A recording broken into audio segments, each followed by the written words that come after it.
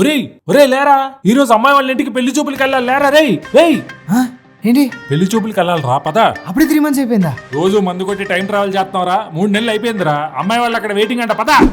Already పెళ్లి చేసుకున్న అమ్మాయిని మళ్ళీ పెళ్లి చూపులు చూడడానికి రావడం హిస్టరీలో నేనే ఫస్ట్ టైం అనుకుంటా. నువ్వేం కంగారు పడకు, నువ్వు వెళ్ళంగానే ఇంకొని చూస్తారు కంఫర్టబుల్ గా. ఏంటి జోకా? ఫాస్ట్ గా పైకి నో చెప్పేసి వద్దాం పదా. అంత ఫాస్ట్ గా అంటే కుదరదు, వాళ్ళు మీకే ఇష్టంలే కదా, మినిమం అరగంట పట్టుద్ది. ఏదో తగలడు పదా. రండి రండి రండి. ఒరేయ్ ఏంట్రా ఎండిపోయిన పూలు ఆకులు కట్టారు? పాత మొగుడు కొత్త పువ్వులు ఎందుకు? ఎరా ఇది స్క్రిప్ట్ సరిగా చెప్పారా? ఏమో వాళ్ళ చెలికే తెలియాలి. లాస్ట్ టైం వచ్చినప్పుడు కాళ్ళు కడుక్కోవడానికి వాటర్ ఇచ్చారు, ఈసారి ఎవరా? బాగా ఎక్స్ట్రాలు మింగుతున్నావురా. చెల్లి నో చెప్పని నీకు అష్ట దిగ్బంధనమే. బావా ఇప్పుడే వస్తాను, బండి కేసు మర్చిపోయాను.